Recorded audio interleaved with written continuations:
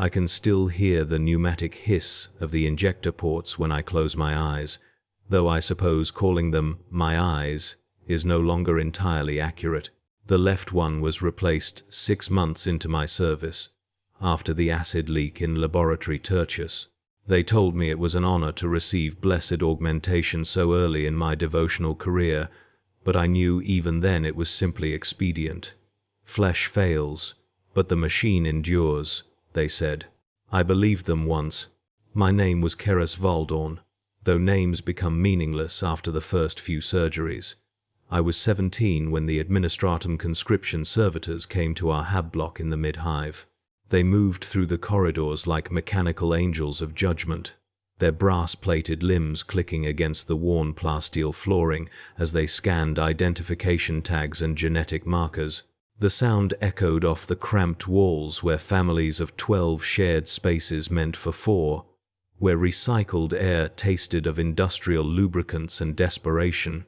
I remember my mother's face when the servitor's augmetic eye focused on me, the crimson scanning beam playing across my features while internal cogitators evaluated my physiological compatibility. She knew what that look meant. The Adeptus Mechanicus had need of fresh flesh to serve the machine god, and the Emperor's tithe would be paid in bodies as surely as in resources. Her tears left clean tracks down her grime-stained cheeks as the servitor spoke in its flat, emotionless monotone. Keras Valdorn.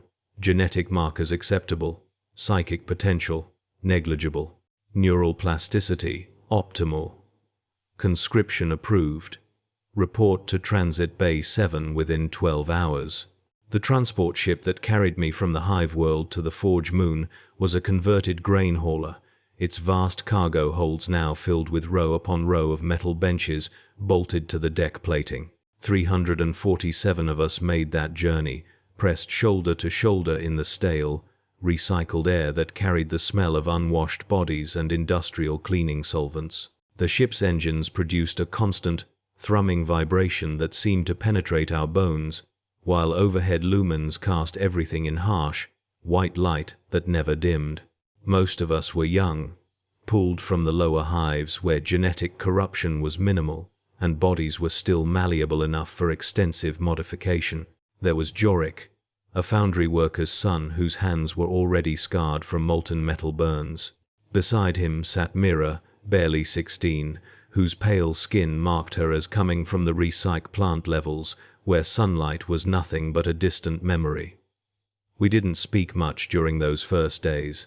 What was there to say? We all understood our fate, even if we couldn't comprehend its true horror yet. The ship's Medicae servitors made their rounds every 6 hours, administering nutrient pastes and conducting preliminary biological assessments. Their movements were precise and economical, modified human forms that retained just enough organic material to perform their designated functions. I watched them work with a mixture of fascination and revulsion, noting how their augmetic limbs never trembled, never hesitated, never showed the weakness that plagued natural flesh. They represented efficiency perfected, humanity refined down to its most useful components. It was during one of these examinations that I first heard the term that would define my existence, Bio-Mechanicus. The Medicae servitor was cataloguing my physical characteristics when it paused, its optical sensors focusing on readings from a handheld Auspex device.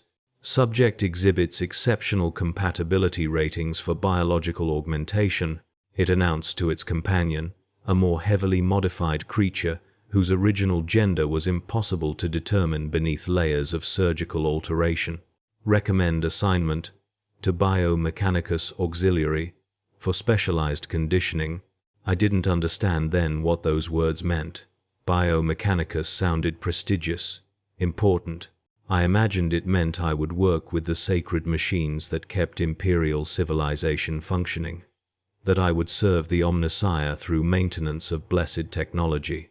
The reality was far different, far worse than anything my 17-year-old mind could have conceived.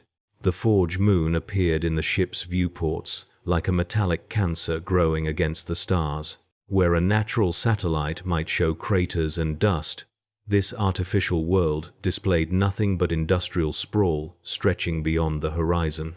Massive heat exchangers and atmospheric processors jutted from the surface like the ribs of some vast mechanical corpse, while forests of transmission towers carried power and data streams between facility complexes that could house entire cities. The very air around the moon shimmered with electromagnetic radiation and particulate matter ejected from countless manufacturing centers. Our descent through the moon's atmosphere was violent and turbulent, the transport ship's hull groaning under stresses it was never designed to handle. Through the small portholes, I caught glimpses of the surface rushing up to meet us, refineries belching columns of chemical smoke into the orange sky, landing pads where heavy lifters delivered raw materials from mining ships, and everywhere the geometric patterns of sacred architecture that marked this as a world dedicated to the machine god. The landing was more controlled crash than gentle touchdown, throwing us against our restraint harnesses as the ship's structural members screamed under the impact. When the cargo bay doors finally opened, we were greeted by our first taste of processed air, heavy with industrial particulates and sacred incense. The smell was overwhelming.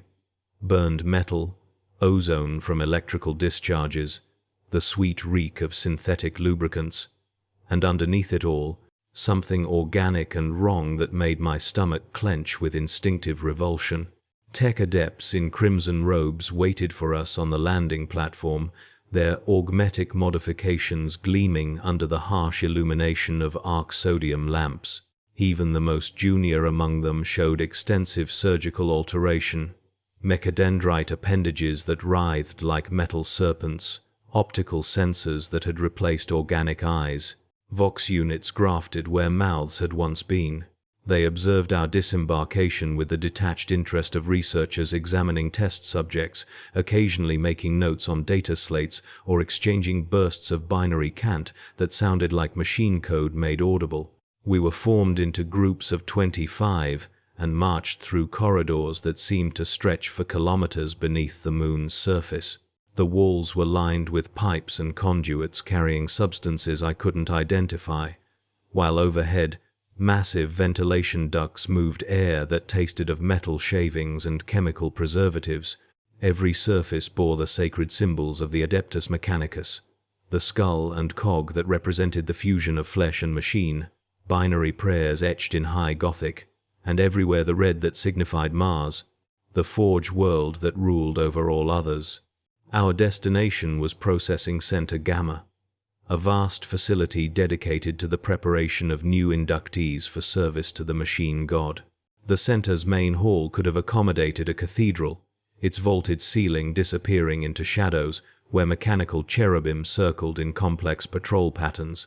The floor was polished metal inscribed with circuit patterns that formed devotional mandalas, while banks of cogitators along the walls hummed with constant activity as they processed the biometric data of thousands of incoming conscripts. It was here that we received our first lecture from Magos Biologus Vex 77, a figure so heavily modified that determining their original species required careful observation. What had once been human was now a fusion of organic and mechanical components, arranged for maximum functional efficiency. Their voice came from a Vox grill mounted where a throat might have been, producing sounds that bypassed the larynx entirely and resonated with harmonic frequencies that made my teeth ache. "You are no longer the weak flesh that departed your birth worlds," they announced, their words echoing through hidden speakers, positioned throughout the hall. "You are raw material for the great work of the Omnisia, components awaiting integration into the perfect fusion of flesh and machine. Your previous existence was preparation for this moment, when you will transcend the limitations of purely biological form and achieve something approaching divine function." The Magos gestured with appendages that had been extensively modified for surgical work, delicate manipulator claws gleaming under the harsh lighting. "You have been selected for the Bio-Mechanicus Auxiliary, a sacred calling that requires the preservation of certain organic systems while enhancing others through blessed augmentation. You will serve as living laboratories for the development of biological technologies that serve the Imperium's needs. Your bodies will become instruments of the machine god's will, your suffering transformed into knowledge that benefits all mankind. I felt cold spreading through my chest as the implications became clear. We weren't here to maintain machines or serve in traditional tech priest roles. We were the machines, or would become them through surgical modification that would transform us into something that existed between life and death, between human and servitor. The Bio-Mechanicus didn't just study the fusion of flesh and metal, they embodied it, carrying out experiments on their own modified forms in service to discoveries that might take centuries to complete. The processing began immediately after the lecture, with each group of 25 led to separate preparation chambers. Mine was a sterile room lined with medical equipment that bore only superficial resemblance to anything I'd seen before. Surgical tables with built-in life support systems, banks of monitoring devices whose screens displayed biological data in real time, and along one wall, tanks filled with bubbling nutrient solutions where replacement organs floated in suspension like grotesque specimens. Our clothes were removed and incinerated, the ashes scattered according to ritual protocols, while tech adepts in surgical vestments recorded our baseline physiological parameters. I stood naked with 24 other conscripts, while augmetic sensors mapped every detail of our anatomy, from bone density measurements to neural pathway analysis. The process was thorough and invasive, leaving no aspect of our biology unexamined or uncatalogued. The first modifications were relatively minor. Subcutaneous implants that monitored vital signs and transmitted the data to central cogitators, neural interface ports that allowed direct connection to information systems, and synthetic gland installations that would regulate hormone production according to programmed parameters. Each surgery was performed with mechanical precision by Medicae servitors whose hands never trembled, never hesitated, never showed mercy when we screamed despite the anesthetic compounds flooding our systems. Recovery periods were brief and clinical, spent in individual cells, barely large enough to accommodate a medical cot and basic sanitation facilities. The walls were bare metal inscribed with binary prayers, while overhead speakers provided a constant stream of doctrinal education mixed with technical specifications for various augmentation procedures. Sleep was frequently interrupted by automated systems that administered medication or conducted diagnostic scans, ensuring our bodies adapted properly to each phase of modification. The first major augmentation came 3 months into our indoctrination. I remember the anticipation more than the fear by then.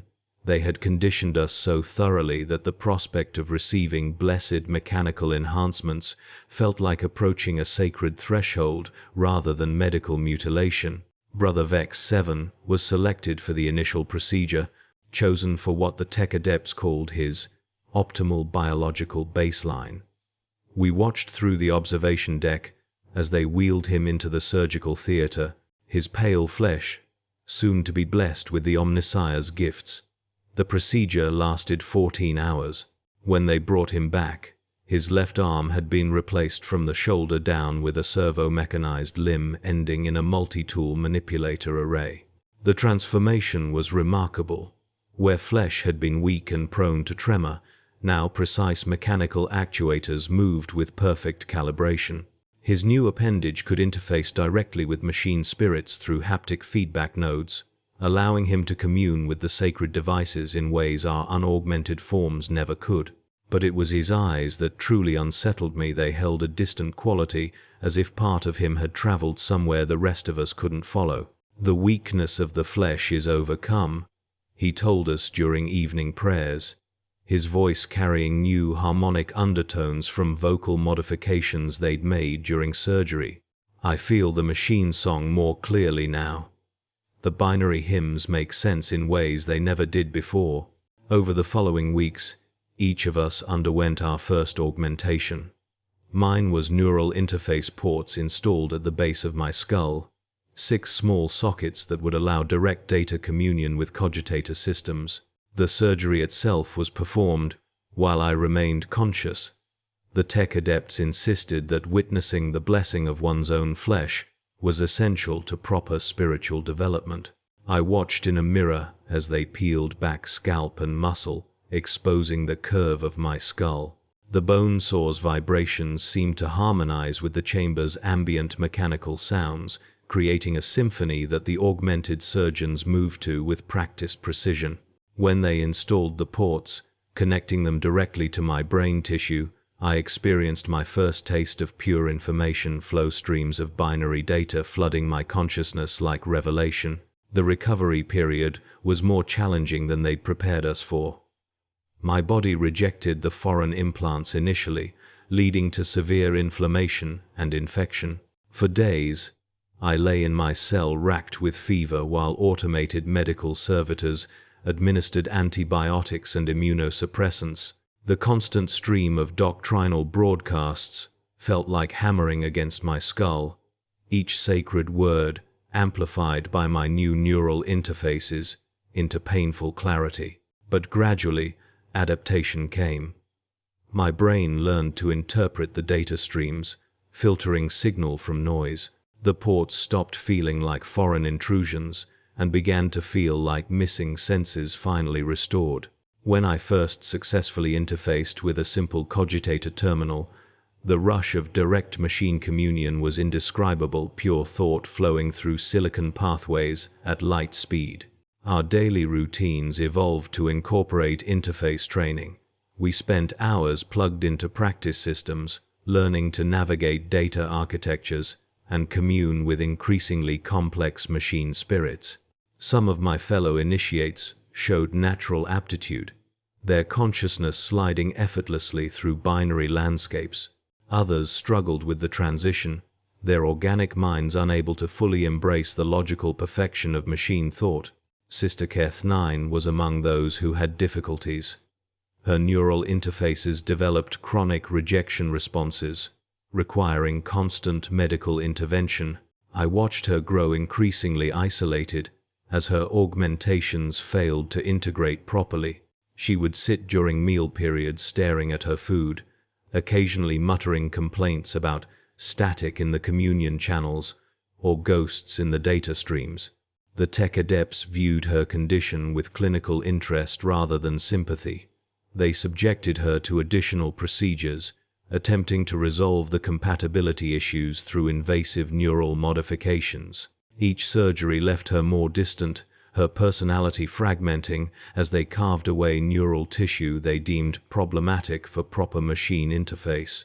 By the 6th month, she was barely recognizable as the person who had entered the facility with us. Her speech consisted primarily of binary cant mixed with fragmented memories from her previous life. The tech adepts declared her integration process complete and assigned her to basic maintenance duties in the lower levels. I rarely saw her after that, though sometimes I caught glimpses of her shambling through service corridors, speaking to machinery in whispered binary prayers. Her transformation served as both warning and inspiration to the rest of us. We redoubled our efforts to embrace the sacred modifications, terrified of suffering similar neural degradation. The facility's psychological conditioning programs intensified accordingly, hammering home the message that resistance to augmentation was heretical weakness that would be purged through surgical precision. My second major enhancement came at the 8-month mark. Respiratory augmentation, including mechanical lung assists and atmospheric filtration systems. This procedure was more extensive than the neural ports, requiring them to crack open my ribcage and install machinery directly into my chest cavity. The recovery was agony beyond description. Every breath felt like drowning in reverse, my organic lungs struggling to coordinate with their mechanical supplements. But once adaptation was complete, the benefits were undeniable. I could function in toxic environments that would kill unaugmented humans, process atmospheric mixtures that would poison organic lungs. More importantly, the breathing apparatus included voxcasters that allowed me to speak in the sacred binary cant with proper harmonic resonance.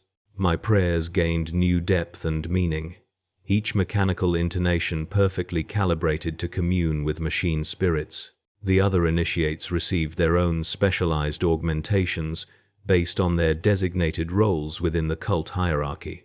Brother Vex 7's mechanical arm was followed by optical enhancers that replaced his original eyes with multi-spectrum sensors capable of perceiving electromagnetic radiation across previously impossible ranges. Sister Hole 4 underwent digestive system replacement, her organic stomach and intestines removed in favor of nutrient processing systems that could extract sustenance from industrial lubricants and metallic compounds.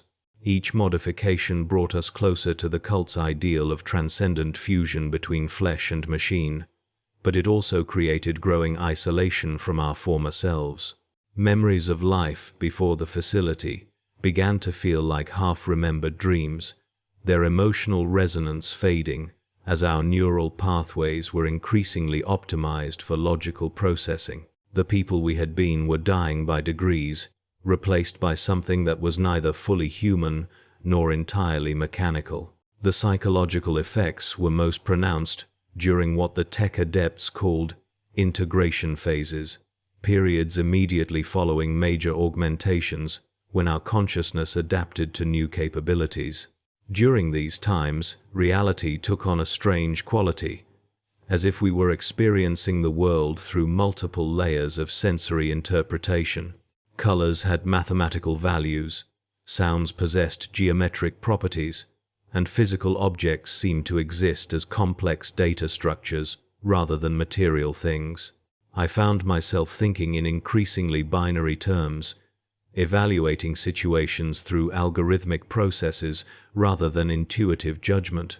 Emotional responses felt like inefficient subroutines to be optimized or eliminated entirely. The warm camaraderie that had initially developed among our group of initiates cooled into functional cooperation based on operational efficiency rather than personal affection.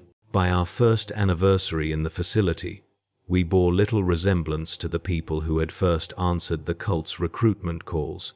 Our bodies had become chimeric fusions of organic tissue and blessed machinery, our minds rewired to commune with systems beyond normal human comprehension. We moved with mechanical precision, spoke in harmonic binary cant, and thought in ways that would have been alien to our former selves. The transformation was exactly what we had been promised when we first encountered the Bio-Mechanicus teachings, yet somehow the reality felt hollow compared to the transcendent experience we had anticipated. Perhaps this dissatisfaction was simply residual organic weakness that would be purged through further augmentation. Perhaps the promised spiritual fulfillment lay ahead, waiting for us to complete more extensive modifications.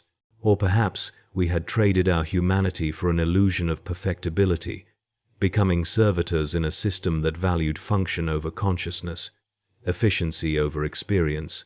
But such doubts were heretical thoughts that our conditioning had trained us to suppress. They belonged to the weak flesh we had abandoned, not to the blessed mechanical forms we were becoming. The tech adepts announced that our basic conditioning phase was complete.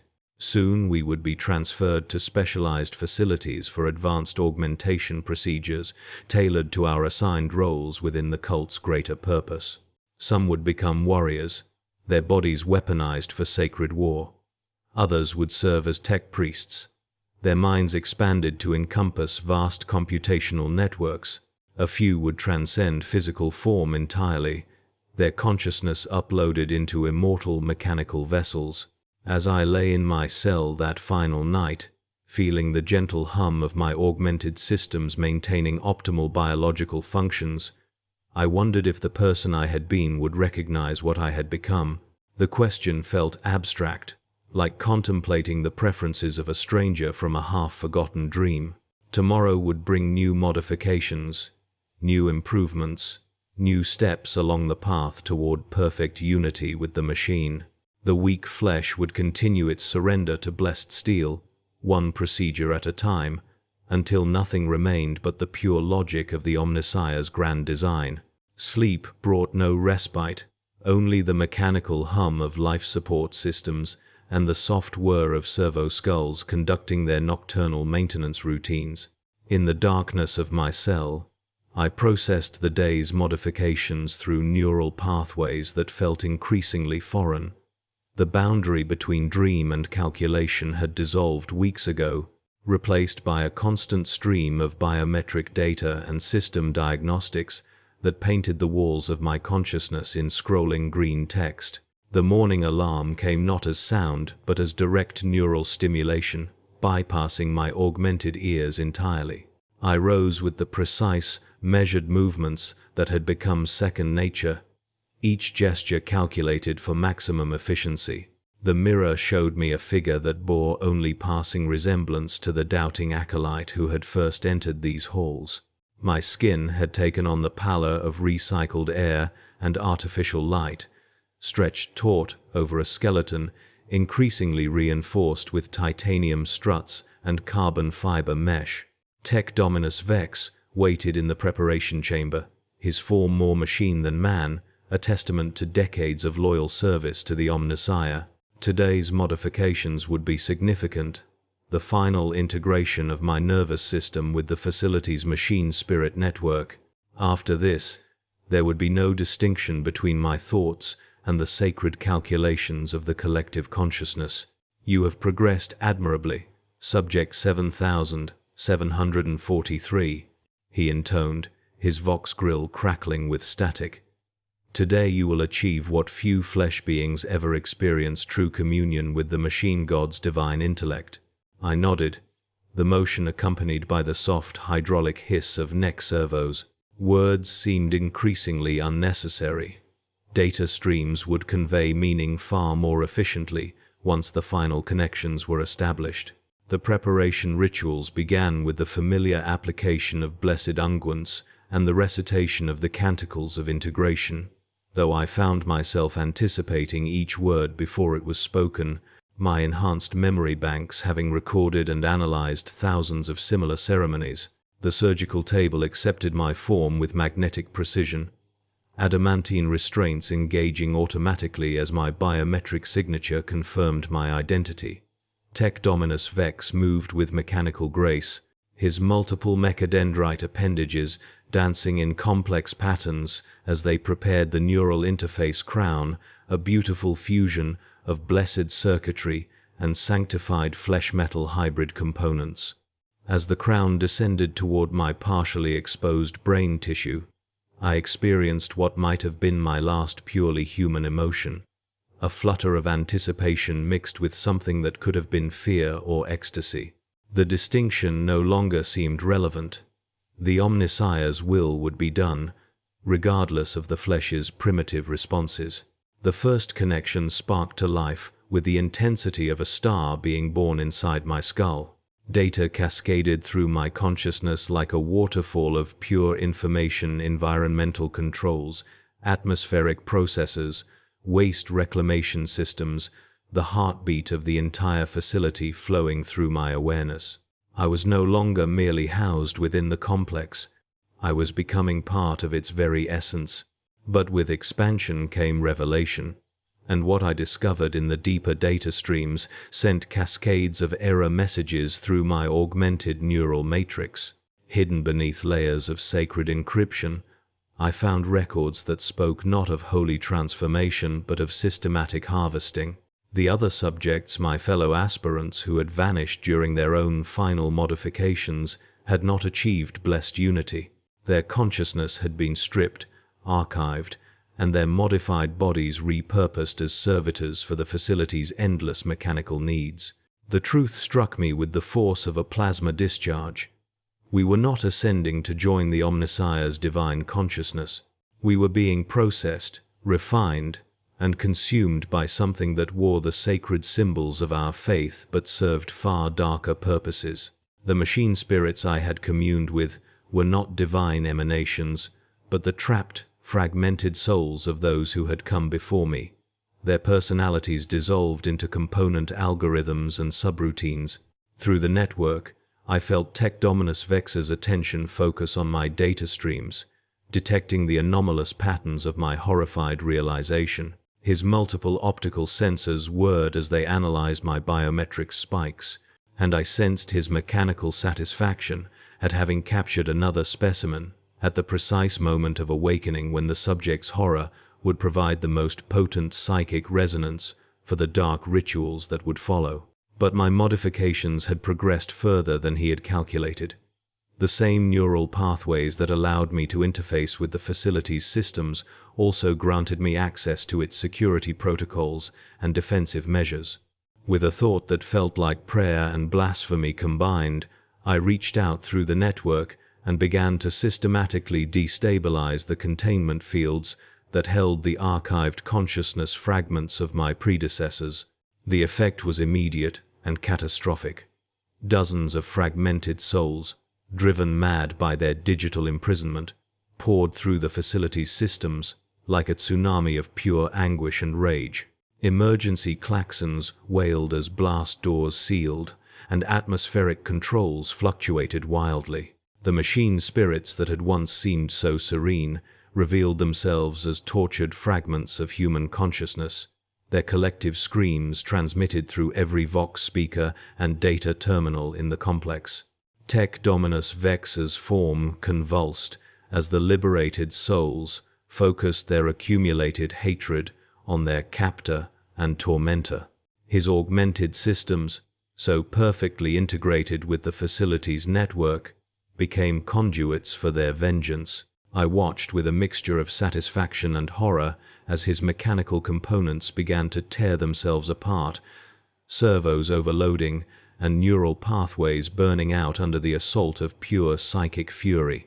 Through the chaos, I felt my own grip on individual consciousness beginning to slip. The neural crown still connected me to the network, and the cascade failure threatened to drag my own awareness into the maelstrom of fragmented souls. With effort that felt like tearing away pieces of my own being, I reached up and grasped the crown's primary interface cable, knowing that disconnecting it might mean death, but certain that remaining connected would mean something far worse than mere extinction. The separation felt like being torn in half across dimensions I couldn't name. Pain signals flooded my nervous system, even as entire sections of my augmented anatomy went dark, their connection to my consciousness severed. I collapsed from the surgical table, my legs unable to support a body that no longer seemed to belong entirely to me, and crawled across the trembling floor toward what I hoped might be an emergency exit. Behind me, Tech Dominus Vex's death throes sent shockwaves through the facility's superstructure. His final screams, transmitted through a dozen different Vox systems, spoke of protocols failing and containment measures breaching. The carefully maintained balance between flesh and machine that had sustained this nightmare was collapsing, and I was caught in the center of its destruction. The corridor beyond the preparation chamber stretched before me like a fever dream of twisted metal and sparking electronics. Emergency lighting cast everything in hellish red shadows, and the air tasted of ozone and burning flesh. Other subjects, in various stages of modification, wandered the halls in confusion, their augmented systems failing as the network that had sustained them died in digital agony. I found myself moving with purpose I couldn't fully explain, following corridors whose layout I knew through data streams that were rapidly fading from my consciousness. Some primitive survival instinct, perhaps the last truly human thing left in me, drove me toward what the facility schematics had identified as the primary atmospheric processes, the complex's lungs, which could be my path to the surface world I barely remembered. The journey felt like crossing an entire planet. My modified body, designed for network integration rather than independent operation, began to shut down system by system. Artificial organs struggled without their constant data feeds, and my enhanced vision flickered between spectrums as optical implants lost their calibration signals. I was dying, or perhaps returning to life. The distinction had become meaningless in a world where flesh and machine existed in constant tension. The atmospheric processor chamber rose before me like a cathedral of pipes and ventilation shafts, its walls disappearing into shadows that my failing optical systems could no longer penetrate. Massive turbines that had once seemed like the breath of the machine god now appeared as crude mechanical constructs, their purpose brutally simple compared to the sacred complexity I had once perceived. With the last of my augmented strength, I began to climb. The service ladders were designed for maintenance servitors, their rungs spaced for mechanical appendages rather than human limbs, but desperation lent me precision. Each meter upward brought thinner air, and the promise of something beyond the recycled atmosphere of the facility, real air, touched by a sun whose light hadn't been filtered through blessed sensors and sanctified atmospheric scrubbers. The ascent became a meditation on loss and transformation. With each failed system, each severed connection, I felt pieces of my enhanced self falling away like shed skin. The person who had entered this place seeking perfect unity with the machine was dying, but something else, something that might once again be called human, was struggling to be born from the wreckage of sacred flesh and profane metal. Hours passed, or perhaps minutes. My internal chronometer had been among the first systems to fail. When I finally reached the upper access hatch, my hands still partially mechanical, but no longer perfectly calibrated, fumbled with locks and seals that seemed designed to keep the outside world at bay rather than to contain what lay within. The hatch opened onto a world I had almost forgotten existed. Natural light, unfiltered and raw, struck my modified retinas with intensity that sent waves of pain through my skull. The air carried scents of vegetation and weather, complex organic compounds that my enhanced olfactory systems struggled to process. Above me stretched a sky of impossible blue, unmarked by the constant data overlays that had colored my perception for so long. I collapsed onto rocky ground that felt more real than anything I had experienced in months. Behind me, the facility continued its death throes, smoke and strange lights rising from ventilation shafts, as the accumulated horrors of its operations finally consumed it from within. The liberated souls of my fellow aspirants were writing their own epitaph in flames and system failures, ensuring that no other seekers would follow the path that had led us to such corruption. As I lay there, feeling my remaining augmentations gradually shut down, I understood that I was neither the person who had entered that place nor the perfect fusion of flesh and machine I had been intended to become. I was something new and unprecedented, a survivor of a transformation that should have been fatal, carrying within me memories of both human consciousness and machine logic without being entirely claimed by either. The sun moved across the sky as my body slowly adapted to independence from the network that had sustained it. Some of my modifications would remain functional, their blessed mechanisms operating on principles too simple to require constant data feeds. Others would gradually fail, returning me towards something resembling baseline humanity. I would be forever changed, forever marked by my experience in the depths of that mechanical hell, but I would be alive and, in whatever way remained possible, free.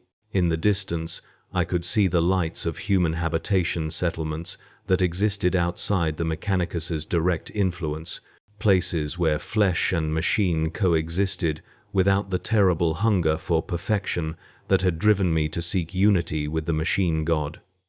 Perhaps there I could find purpose again, or at least peace. The facility's final death cry echoed across the landscape as its primary power core overloaded, taking with it the last traces of the corrupt intelligence that had masqueraded as divine will. I closed my eyes, both the natural one and its augmented replacement, and allowed myself to feel something I had almost forgotten was possible: gratitude for the messy, inefficient, gloriously imperfect experience of being alive. When I finally rose and began walking toward those distant lights, I carried with me the memory of what I had been and the hard-won knowledge of what I had become. The path ahead would be difficult, marked by the challenge of existing between worlds, but it would be my own path, chosen freely rather than calculated by sacred algorithms. Behind me, The smoke from the facility's destruction rose into the evening sky like incense offered to gods who had long since abandoned their altars. I did not look back.